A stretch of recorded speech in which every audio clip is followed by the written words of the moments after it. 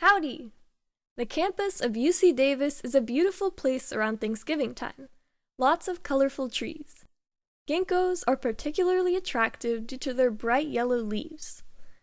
One of the favorite spots among students, however, is the agricultural section where you can pet real cows. They are truly emotional support animals around here.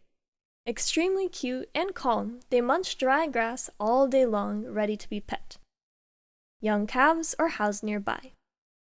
Each of them has a personal, spacious plastic shed and a bucket of water. Obviously, it smells like you're in the country, and for some, it may actually remind them of their farm. Anyway, thanks for joining me on this short walk on UC Davis campus, and have a wonderful rest of your day.